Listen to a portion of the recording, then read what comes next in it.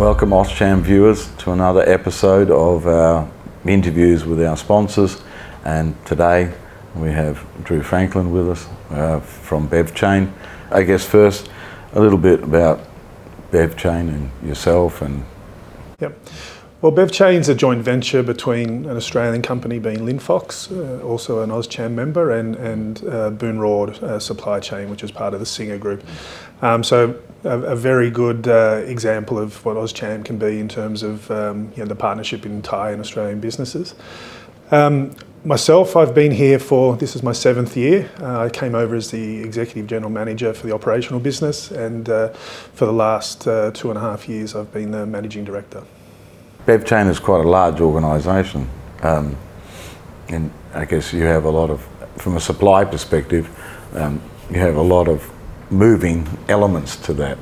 So how many areas within BevChain do you have? So look, we've got operationally, we've got our transport and operation business, but we look at end-to-end supply chain for customers. So we, for our core customers, would be moving on a busy week anywhere between 12 and 14 million cartons around Thailand. And we operate out of about 24 operational sites, be it warehouses, factory operations, and smaller satellite facilities as well. That type of operation requires a lot of tracking as well, because you need to know exactly where everything is, I assume. So. Yeah, so look, all of our trucks are fitted with GPS and onboard cameras, so we can actually see our drivers in real time, what they're doing, if they're having fatigue-related sort of patterns of behaviour, be it slow blinking, so we can flag them and call the drivers and make sure that they're doing the safest behaviours. And yeah, so of those sites, we've got full CCTV, so we can actually see in real time things happening on our sites through a central control room, which is provided through the support of Linfox. I assume that's 24 hours. 24 hours. We do get a couple of days off a year, but if the factories are working, so are we. Yeah, which is normal. I mean, you have supply and demand. In terms of your partnerships and collaborations, I mean, obviously you have the Australian connection, and you have collaborations here. How does that work? I mean, are you completely independent, or you really have to report back through your partnerships? So we've got an independent board, which is made up of Linfox appointed members and also Boon Road appointed members. But in terms of how we operate, we try to use the best and leverage the best of both of our partners in terms of the shareholders. So Linfox support us with supply chain solutions, they support us with control room monitoring and various other aspects. Whereas Boon Road, we leverage off them in terms of their brand, their knowledge of Thailand, in terms of their being able to approach certain customers that we want to talk to in Thailand as well. So that's through our shareholding, but in terms of other partnership and collaborations, whether it be our systems that we use independently or our facilities and building and construction, we'll look at partnering with people independently. Some have been AustCham members in the past, and we'll continue to do that. Okay, I'll elaborate a little bit more on that, because I mean, in your business, you have a lot of people on the road. You have a lot of staff that has to manage all of this logistics. Maintaining and developing your workforce is going to be obviously a very critical part of that, and also the making sure that your workforce are doing the right things. So, how do you do that? Yeah, look, safety is one of the fundamental values that we operate under. So if there's a task or a job that we can't do safely, we're not going to do it. So we won't work with partners who will expect us to do unsafe behaviours.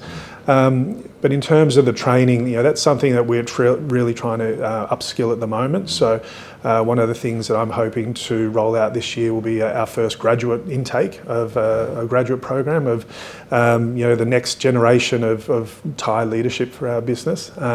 And we've this year rolled out a mini MBA program for, I think we've got 22 applicants or 22 people in the program this year, where they do what we call a mini MBA, which is sort of specialised to our business and the requirements. So it's a full year program that they do and is facilitated by external providers, and it's something that we see the investment in now for our future in terms of our next generation of leaders. How do you leverage that training development? I mean, you have to create it, and then you have to implement it.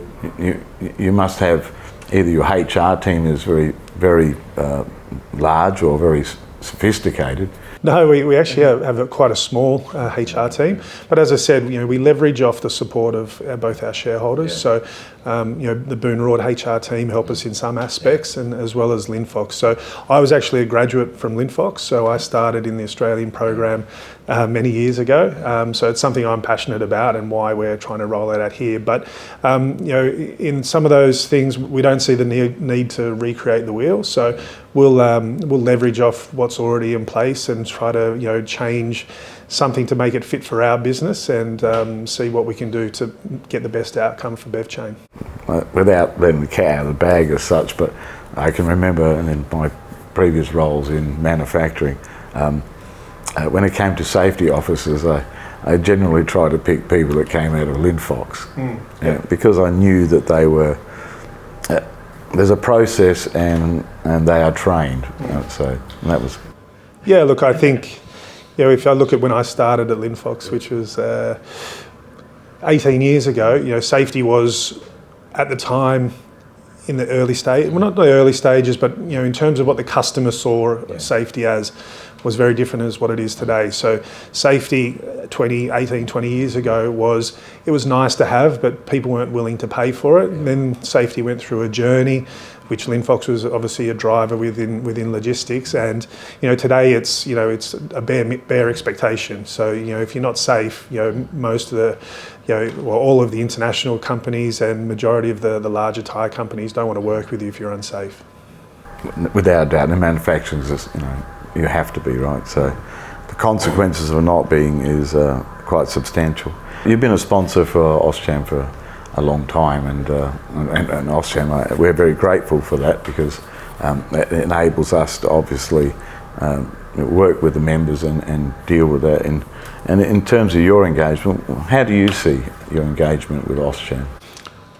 So from the point of view from the company, I like it to be a connection of the business to Australia. I'd like to see our Thai employees actually getting involved and meeting Australians and meeting the Australian side of business, which is part of the shareholding of BevChain. Like me personally, obviously, I've joined the board of AustCham this year, and trying to get engaged with helping grow AustCham and what we can do in terms of getting more value for the members, and trying to have a real look at the value proposition of what AustCham can actually provide for its members. So I think our support and our involvement with AustCham will continue, and hopefully we're part of a large amount of growth for AustCham in terms of what it can provide, and also membership. Last question for you, but from a BevChain perspective, looking ahead, where do you see BevChain going in time? So I think we've established ourselves as a strong player within the food and beverage sector within logistics. So we're at in the process now of trying to grow outside of our original operations. So we work with other multinationals within Thailand. We're starting to grow with some of the other local beverage companies as well. So we're in a real growth phase of our business, as well as looking at developing our infrastructure around property and investing in more fleet across the network. So two parts: we're trying to strengthen what we've already got through our infrastructure, but also grow quite rapidly over the coming years. Well, you've grown quite rapidly already over the time that you've been in business here. So, so Drew, thank you for coming and talking to us, or talking to AustCham members, and again, thank you, and we appreciate you. No, you're welcome. And to AustCham, take care. Till next one.